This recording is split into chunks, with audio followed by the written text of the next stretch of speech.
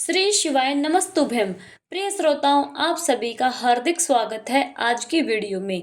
आज आप श्रवण करेंगे श्री स्कंद पुराण के अंतर्गत श्रावण मास महात्म्य के 15वें अध्याय की पावन कथा। इस अध्याय में भगवान शिव सनत कुमार जी को सुपोदन षष्ठी व्रत का महात्म्य बता रहे हैं। श्रावण मास के शुक्ल पक्ष की षष्ठी तिथि को इस व्रत का विधान बताया गया है।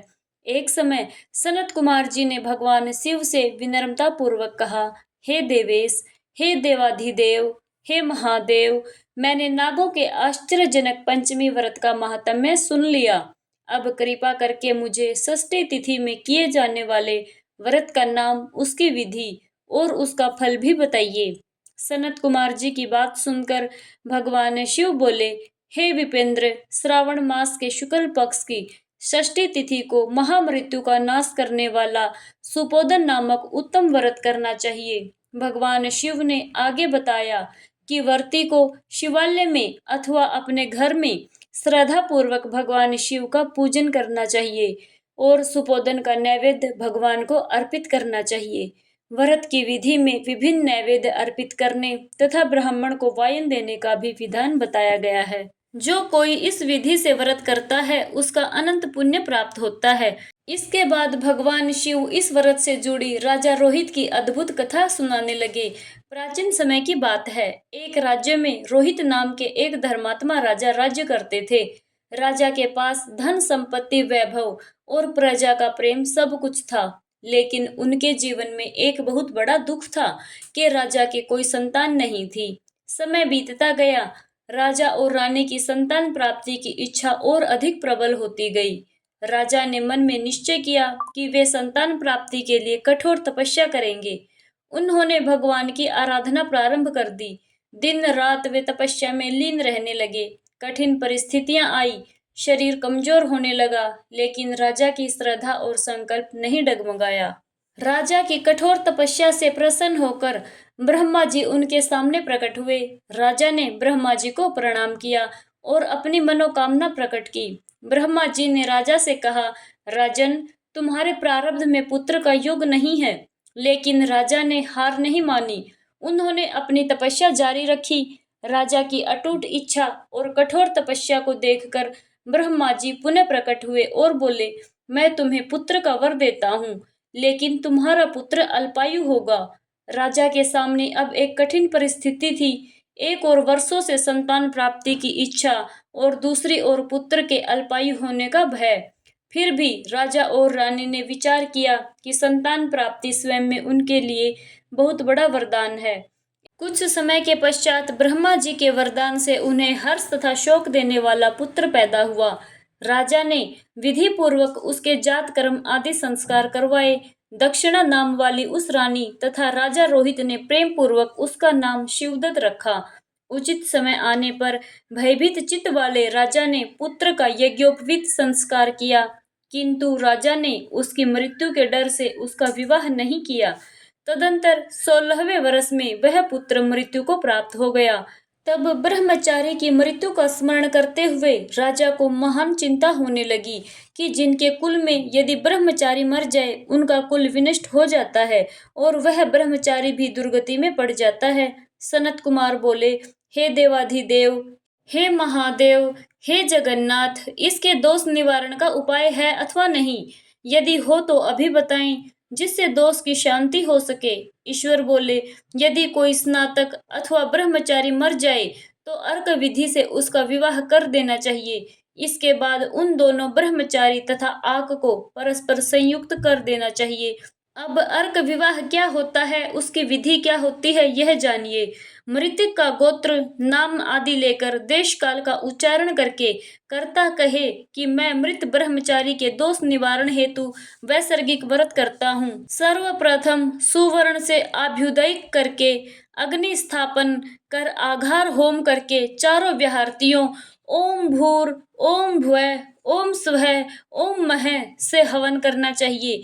इसके बाद व्रतानुष्ठान के उत्तम फल के निमित्त व्रतपति अग्नि के संपादनार्थ विश्व देव के लिए घृत की आहुति डाले। तत्पश्चात स्विष्टकृत होम करके अवशिष्ट होम संपन्न करे। पुनः देश काल का उच्चारण करके इस प्रकार बोले, मैं अर्क विवाह करूंगा। तत्पश्चात सुवर्ण से अभ्युदय कृत्य करके अर्क शाखा यानी कि आक पौधे की डाली तथा मृतक के देह को तेल तथा हल्दी से लिप्त करके पीले सूत से वेष्टित करें और पीले रंग के 2 वस्त्रों से उन्हें ढक दें। इसके बाद अग्नि स्थापन करें और विवाह विधि में प्रयुक्त योजक नामक अग्नि में आघार होम करें तथा अग्नि के लिए आज्य होम करें। तत्पश्चात चारों व्याहृतियों ओम भूर् ओम भुवः ओम स्वः ओम महः से बृहस्पति तथा कामदेव के लिए आहुति प्रदान करें। पुनः घृत से सृष्टकृत होम करके संपूर्ण हवन कर्म समाप्त करें। तत्पश्चात आग की डाली तथा मृतक के शव को विधि पूर्वक जला देवें। उसके बाद मृतक के निमित्त 6 वर्ष तक इस व्रत का अनुष्ठान करना चाहिए। इस अवसर पर 30 ब्रह्मचारियों को नवीन कौपीन वस्त्र प्रदान करना चाहिए और हस्त प्रमाण अथवा कान तक लंबाई वाले दंड तथा कृष्ण मृग चरण भी प्रदान करने चाहिए। उनके चरण पादुका, छत्र, माला, गोपी चंदन, प्रवाल मणि की माला तथा अनेक आभूषण समर्पित करने चाहिए। इस विधान से व्रत करने पर कोई भी विघ्न नहीं होता। ईश्वर बोले, ब्राह्मणों से यह सुनकर राजा ने मन में विचार किया कि यह अर्क विवाह तो मुझे गौण प्रतीत होता है, मुख्य बिल्कुल नहीं, क्योंकि कोई भी व्यक्ति मरे हुए को अपनी कन्या नहीं देता।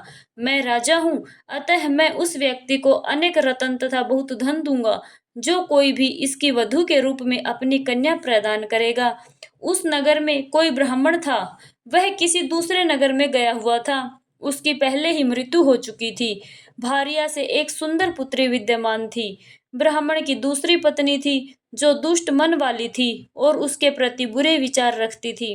वह कन्या 10 वर्ष की थी। वह दीन थी तथा अपनी सौतेली माता के अधीन थी।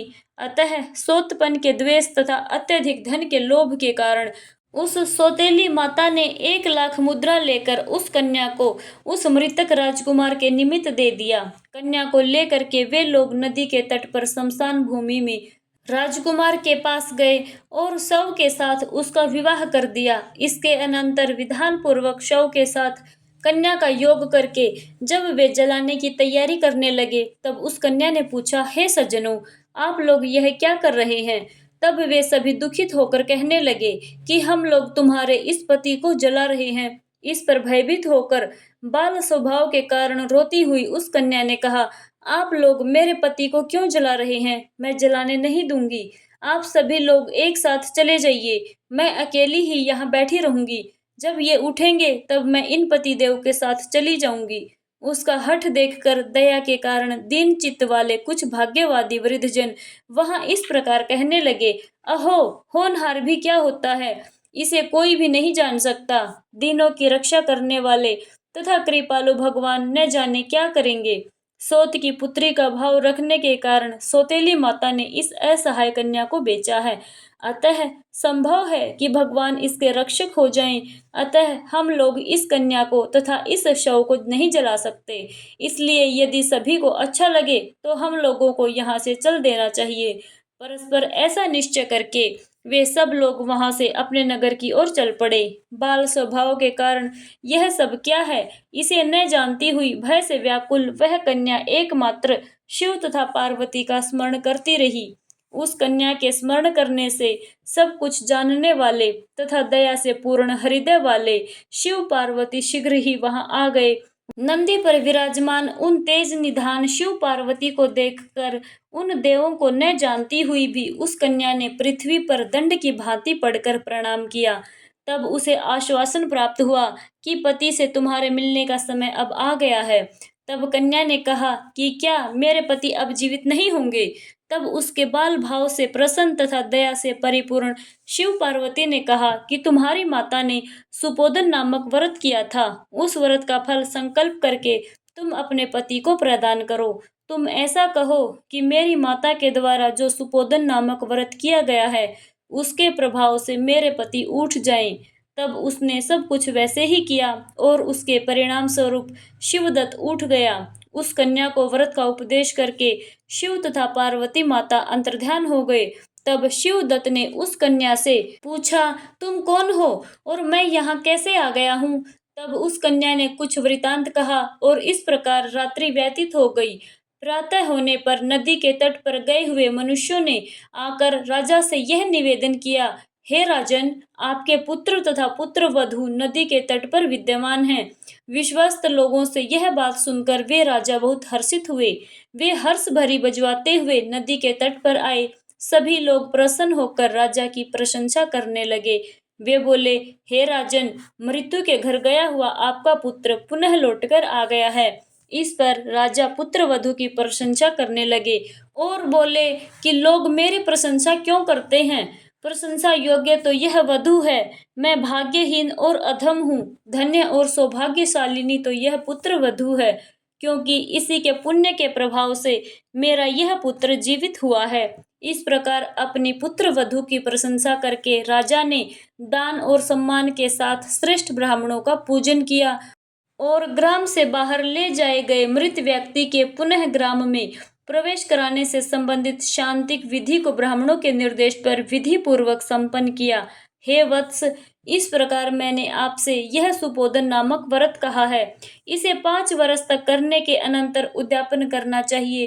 पार्वती तथा शिव की प्रतिमा का प्रतिदिन पूजन करना चाहिए और प्रातःकाल आम के पल्लवों के साथ चरु का होम करना चाहिए।